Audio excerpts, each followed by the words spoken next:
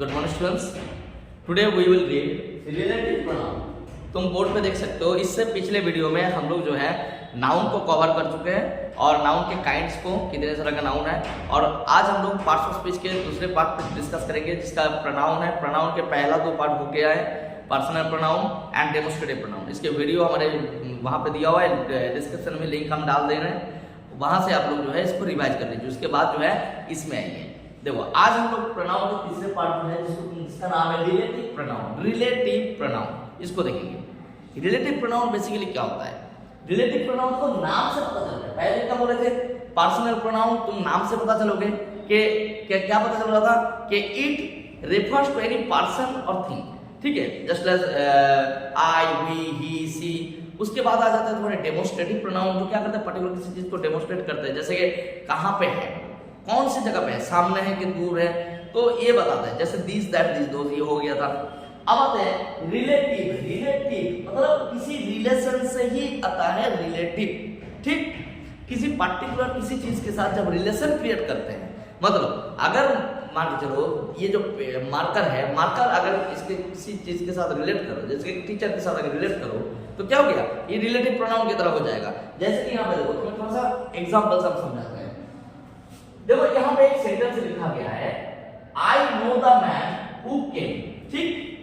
I know the man who came. अब यहाँ पे तुम आगे कुछ भी लगा सकते हो, केम, यस्टरडे, जो भी है, व्हाटएवर द मैटर इज। तो कुछ यहाँ पे देख लो, जैसे एक आता है तुम्हारा हु, एक आएगा बीच, दैट आएगा, और भी कुछ आता है, कई सारी चीजें आते हैं, जैसे वाट भी आ जाता है। लेकिन वाट के यूजेस पे थोड़ा सा कंफ्यूजन है, इसलिए छोटे बच्चों को समझ में नहीं आएगा। वाट कभी कभी क्या होता है ना, कंफ्यूज क्रिएट करते हैं, ठीक है। वो आगे हम तुमको इंट्रोगेटिव में समझाएंगे। चलो, तो हु बेसिकली क्या होता है? Who is always used for persons. Who pronoun is always used for persons, clear. ये हमेशा पर्सन्स के लिए होता है, कभी भी जो है किसी पर्टिकुलर थिंग्स के लिए नहीं होता है। जैसे अगर हमारे हाथ में ये डस्टर है, इस डस्टर के लिए कभी भी जो है हु यूज नहीं होगा, ठीक है। अब आता है इसको रिलेटिव प्रोनाउन यूज बोलते हैं। रिलेटिव ना, ये जो है यहाँ पे क्या कर रहे हैं, ये ठीक नाउन और प्रोनाउन के साथ, या फिर जो चीज हम लोग इससे पहले यूज किए उसके बाद के जो नाउन या फिर प्रोनाउन आएगा, तो उसके साथ क्या करते हैं, एक रिलेशन क्रिएट करते हैं। जैसे देखो इस सेंटेंस को देखो, आई know the man who came, ठीक। तो यहाँ पे हु का मतलब कौन हुआ? मैन। ये हुआ है कि नहीं? यहाँ पे ये जो मैन दिया हुआ है, this man is indicated by who. यहाँ पे देखो ये जो हु लगाया हो ना, ये एक्चुअली दो सेंटेंस हो जा रहा है। I know the man who केम, तो ये एक अलग सेंटेंस हो जा रहा है। यहाँ पे क्या हो रहा है, ये जो सेंटेंस है इसकी जो स्टार्टिंग है देखो हु केम, तो इसको क्या करता है? मैन। तो किसको इंडिकेट कर रहा है? हु केम, ये स्टार्ट हो चाहे जो भी हो, तो यहाँ पे हु का मतलब कौन हुआ?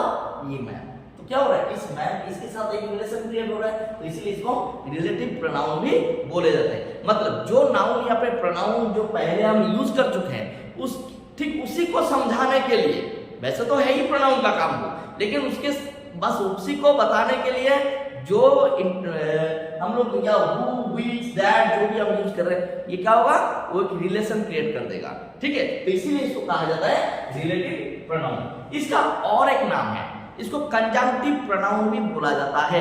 कंजंक्टिव प्रोनाउन, देखो कंजंक्टिव प्रोनाउन क्या होता है कि नाम से देखो, मैं हमेशा कहूं नाम से देखो, कंजंक्टिव। कंजंक्टिव का मतलब होता है कंजंक्शन। कंजंक्शन, कंजंक्शन का काम क्या है? किसी दो चीजों को, जैसे मान के चलो यहाँ से दो मार्कर है हमारे हाथ में, अगर ये दो सेंटेंस होता है, सेंटेंस, तो दोनों सेंटेंस को जब जोड़ दिया जाता है तो बीच में क्या लगा दिया जाता है?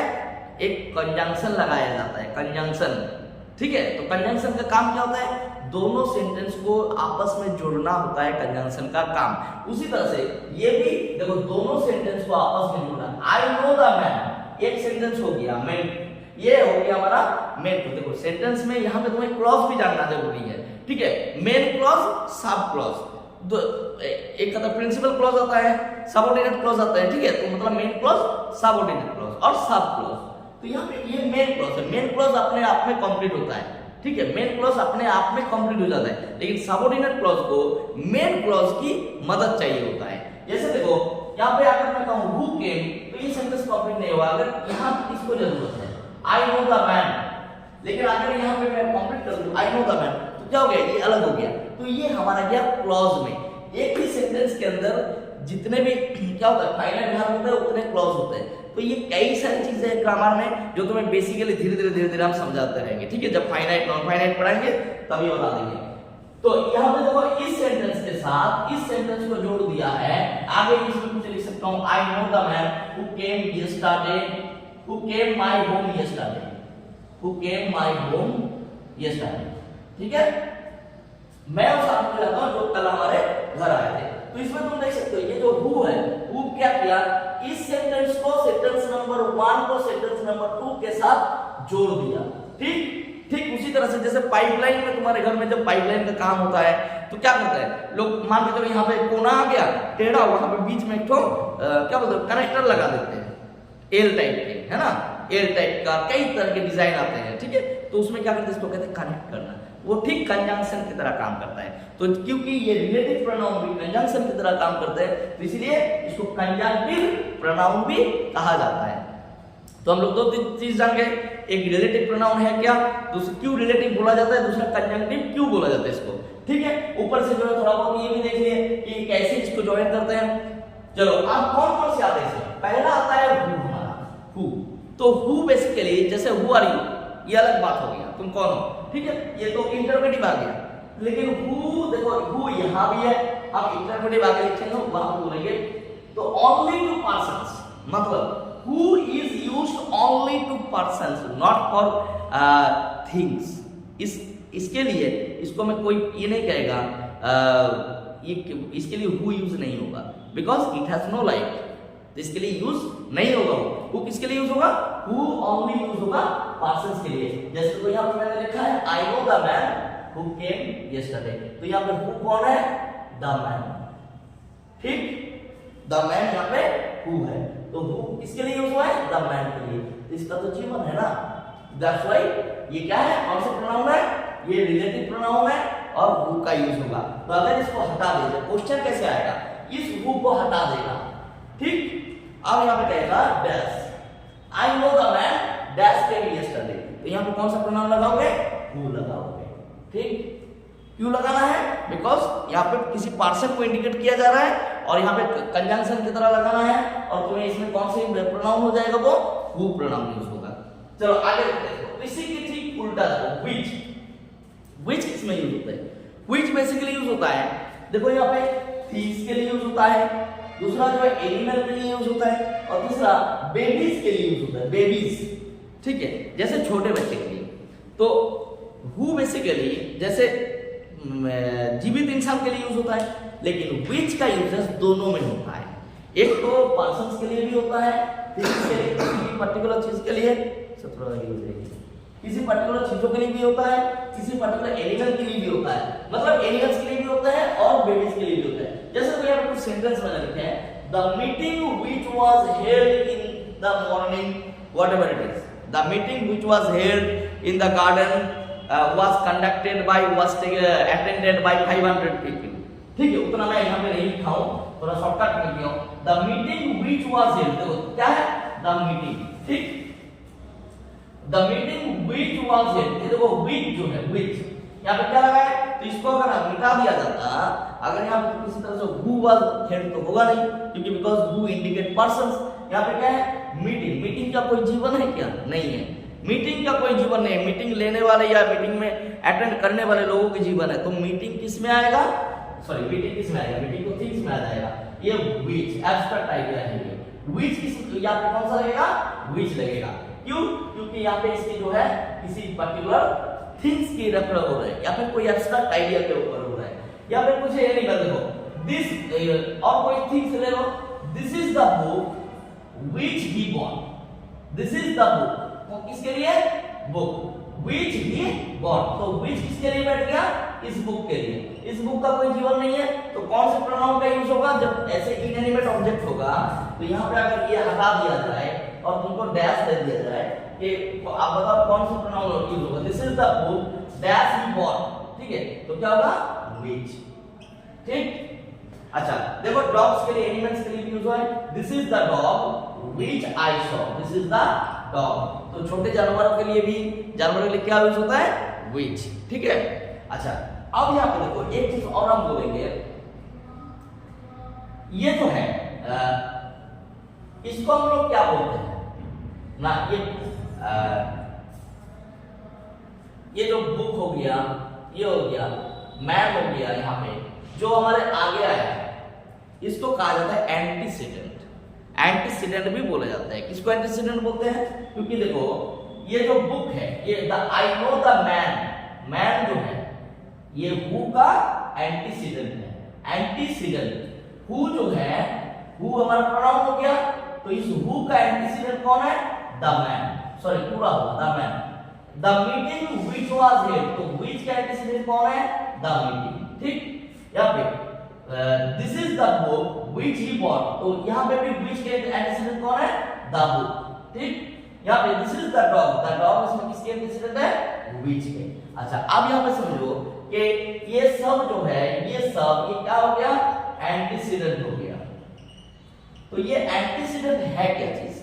एंटीसीडेंट का मतलब किस लिए क्यों बोला जा रहा है? एंटीसीडेंट का मतलब होता है जो चीज किसी पर्टिकुलर चीज से पहले आता है, ठीक है, या फिर उस चीज से रिलेटेड होते हैं, ठीक है, तो इसको कहते हैं एंटीसीडेंट। देखो ध्यान से, ये जो है जितने भी यहाँ पे है ये सब ठीक इसके पहले, प्रोनाउन के पहले आए। यहाँ पे भी देखो व्हिच के पहले आए हैं, व्हिच के ठीक पहले, मतलब इसके इधर नहीं, बीच में कुछ और है नहीं, बीच में कुछ नहीं है, व्हिच से पहले क्या है? ठीक उसका जो एंटीसीडेंट, ये द डॉग, तो द डॉग इसमें किसका एंटीसीडेंट हो गया? व्हिच के। ठीक है, आशा करता हूँ यहाँ तक पूरा क्लियर हो गया होगा। अच्छा, अब देखो दैट एक प्रोनाउन है जो किसमें होता है? पार्सल में भी होता है, एनिमल में भी होता है, थिंग्स में भी होता है, ये तीनों में होता है। ठीक है, बस देखना तुम्हें ये हु और व्हिच को, हु पार्सल में होता है और व्हिच जो है थिंग्स में भी होता है, एनिमल्स में भी होता है और छोटे बेबीज में भी होते हैं। ठीक है, और लेकिन दैट जो है दैट पार्सल में भी होता है, एनिमल्स में भी होता है और थिंग्स में भी होता है। जैसे this is the man that I saw yesterday, this is the man that I saw yesterday. देखो दो सेंटेंस है इसमें, ठीक है, तो इसमें ये वाला ये क्या हो गया? ये तुम्हारा कंजंक्टिव की तरह काम कर रहा है, जस्ट लाइक कंजंक्शन की तरह, कंजंक्शन की तरह काम कर रहा है, लेकिन है क्या? है ये प्रोनाउन। क्योंकि क्यों प्रोनाउन है? कंजंक्शन नहीं है, ये प्रोनाउन क्यों है? प्रोनाउन इसलिए है क्योंकि देखो दिस इज द मैन, इस मैन को ये रेफर कर रहा है। ठीक है, तो जो पर्टिकुलर नाउन और प्रोनाउन के फिर से उसी को रिप्रेजेंट कर रहे हैं, तो ये क्या होगा? प्रोनाउन में आ जाएगा। तो दैट आई सॉ यस्टरडे, तो ये जो दैट है, दैट इसके एंटीसीडेंट कौन है? The man. तो इस द मैन की वजह से कौन आ गया? दैट। क्यों? यहाँ पे हु तो होगा नहीं, यहाँ पे फिर दिस इज द मैन, यहाँ पे हुम लगाना पड़ता, तो यहाँ पे तो हु होगा नहीं, हु अगर लाओगे तो मीनिंग चेंज हो जाएगा, तो this is the man that यहाँ पे लगा दो, दैट आई सॉ यस्टरडे। ठीक है, अच्छा आगे आगे देखो यहाँ पे, तो ये हो गया हमारा। इसमें कोई अगर डाउट है तो पूछ सकते हो, तुम कमेंट बॉक्स में जरूर बताओ इसमें अगर कोई डाउट है। ठीक है, तो रिलेटिव प्रोनाउन का मतलब हो गया जो एक रिलेशन क्रिएट कर रहे हैं। यहाँ पे क्या हो रहा है? देखो दिस इज द मैन के साथ दैट का रिलेशन क्रिएट कर रहे हैं। इसको कंजंक्टिव क्यों बोला जाता है? क्योंकि ये कंजंक्शन की तरह भी काम करते हैं, इसीलिए। अच्छा चलो अब देखते हैं हम लोग इंटरोगेटिव प्रोनाउन। इंटरोगेटिव नाम से तुमको पता है कि interrogative is always used to ask question. ठीक, इंटरोगेटिव प्रोनाउंस का भी सेम काम है, interrogative pronouns are also used to ask question. तो इसको कई चीजों में पहला आ गया इसका काम आस्क क्वेश्चन, किसी पर्टिकुलर चीज में। जैसे कि क्या है इसमें आ गया, जैसे कि एग्जांपल दो, tell me what you want, tell me what you want, और दूसरा जो है हु आर यू। पहला है हु आर यू, दूसरा tell me what you want. तो पहला जो है अगर मैं पूछूं हु आर यू, तो ये हो गया डायरेक्ट क्वेश्चन। ठीक है, तो इंटरोगेटिव प्रोनाउन कभी-कभी डायरेक्ट क्वेश्चन पूछने के लिए यूज होता है, and the second one it is also used to ask indirect question, जैसे व्हाट ही वांट्स। ठीक है, व्हाट ही वांट्स, उसको क्या चाहिए, तो ये इनडायरेक्ट क्वेश्चन है। ठीक है, तो चलो आगे देखते हैं। तो यहाँ पे तो कौन सी चीजें इंटरोगेटिव का काम क्या है? नहीं, इसको इंटरोगेटिव प्रोनाउन क्यों बोला जा रहा है? प्रोनाउन का काम करते हैं, और दूसरी चीज है ये क्वेश्चन पूछने के लिए यूज होता है। ठीक है, that's why this are called interrogative pronouns. अच्छा आगे देखते हैं, जैसे इसमें कौन सा होता है? हु होता है, व्हिच होता है, व्हाट होता है। देखो हु, व्हिच, यहाँ पे भी व्हाट का यूज हमने इसलिए नहीं किया क्योंकि ये बहुत कंफ्यूजिंग था, इसलिए तो who देखो, who, which and what तीनों, तो यहाँ पे who और which जो है रिलेटिव में भी आ रहा है, who, which इंटरोगेटिव में भी आ रहा है। तो यहाँ पे एक सवाल आता है कि भाई कैसे पता पहचाने कि कौन सा who और which जो है रिलेटिव प्रोनाउन है और कौन सा हमारा इंटरोगेटिव प्रोनाउन है। तो ये तुम्हें देखना होगा यूजर से। जैसे अगर रिलेटिव प्रोनाउन होगा तो यहाँ पे क्या होगा, एक रिलेशन क्रिएट करेगा। ये किसके लिए, द मैन हु केम, मैं उस आदमी को जानता हूं जो कल आया था। तो यहाँ पे वो आदमी और जो कल आया था, इनमें क्या है, रिलेशन क्रिएट हो रहा है। ठीक है, तो आई know the man who came yesterday, तो द मैन, यहाँ पे द मैन कौन है, जो कल आया था। ठीक है, तो ये जो हु किसके वजह से बन रहा है, द मैन की वजह से। चलो यहाँ पे देखता हूँ, तो इसमें कोई क्वेश्चन पूछ नहीं रहा है, सिंपल से क्या हो रहा है, एक पहले जो नाउन यहाँ पे प्रोनाउन बोला गया उसी के बदौलत ये बैठ रहा है। ठीक है, उसी को इंडिकेट कर रहा है। इसमें क्या होता है, इंटरोगेटिव में देखो सीधा सीधा क्वेश्चन पूछता है। पहला पूछा ये अप्लाई होता है, तो हु जो है, हु इंटरोगेटिव प्रोनाउन में who is applied to persons के लिए। ये तो तुम पहले यहां भी देखे हो कि पर्सन्स के अप्लाइड ओनली टू पर्सन्स। देखो जैसे हु आर यू, एक क्वेश्चन हो गया हु आर यू। ठीक है, या फिर हु गोस देयर, लेकिन एक चीज है यहाँ ये इंडिफिनाइट भी होता है। ठीक है, इसको इंडिफिनाइट भी बोलते हैं, कुछ में इंडिफिनाइट भी होता है। इंडिफिनाइट क्या होता है, डेफिनेट के मतलब होता है कि एकदम पूरी तरह से जो सही एकदम परफेक्ट पता हो, और इंडिफिनाइट का मतलब दैट इज नॉट श्योर। ठीक है, देखो यहाँ पे जैसे हु गोस देयर, तो यहाँ पे इसका मतलब जो है we don't know the person, हम लोग इस पर्सन को जानते नहीं है। हु गोस देयर, कौन गया है वहां पे, कौन गया है वहां पे। ठीक है, हु आर यू, कौन हो तुम, तो मतलब तुमको मैं नहीं जानता हूं। इट मींस इट्स इंडिफिनाइट, इसको इंडिफिनाइट भी बोला जाता है। ठीक है, इट्स नॉट डेफिनिट। तो हु का कहां यूज होता है, हु यूज होता है पर्सन्स के लिए इंटरोगेटिव में। इंटरोगेटिव प्रोनाउन का हु जो है पर्सन्स के लिए यूज होता है, लेकिन इस साथ में जो है इंडिफिनाइट भी है। जैसे who are you, it means I don't know you. Is it clear. उसके बाद देखो यहाँ पे हु गोस देयर, कौन वहां पे गया है, इसका मतलब I don't know who actually goes there, तो कौन गया है वो मुझे नहीं मालूम है।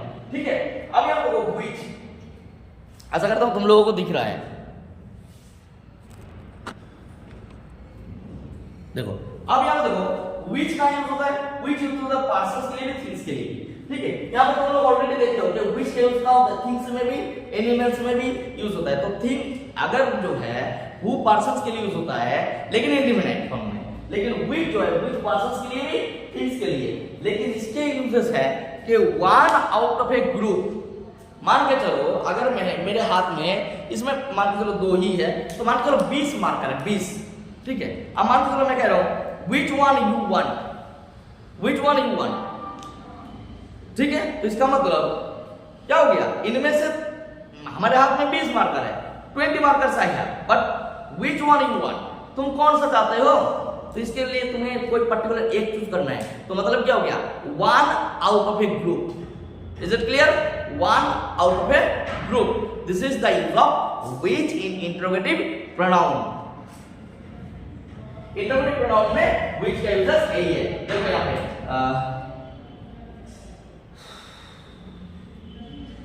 अच्छा यहाँ ये देखो एक एग्जांपल मैं यहाँ पे लिखा हूँ, which of these do you want, which of these, इन सब में, दिस का मतलब एक से ज्यादा, इन सब में तुम्हें कौन सा चाहिए, which of these, which of these do you want, इनमें से कौन सा तुम्हें चाहिए। तो मतलब क्या हो गया कि out of A group, group का मतलब एक साथ बहुत सारा, उन ग्रुप में तुम्हें कौन सा चाहिए। अच्छा आप देखो one, things and persons in profession. What किस में यूज होता है, जो चीज things and person in profession. जैसे तुम क्या करते हो, जैसे व्हाट यू आर, कौन हो तुम, इसका मतलब क्या है, what profession actually you are in. देखो यहाँ पे व्हाट यू वांट, एक तो हो गया क्वेश्चन पूछने के लिए व्हाट यू वांट। ठीक है, यहाँ पे तुम क्या चाहिए, थिंग्स, थिंग्स के लिए भी पूछा जाता है। जैसे व्हाट डू यू वांट, तुम्हें क्या चाहिए, मतलब कौन सी चीज चाहिए तुम्हें, तो क्या हो रहा है व्हाट। और दूसरा जो है what is he, what is he, what is he का मतलब वो है क्या, वो है क्या, बात बात पे आजकल के छोटे छोटे बच्चे बोलने लगते हैं, कौन है वो, है क्या, ठीक है।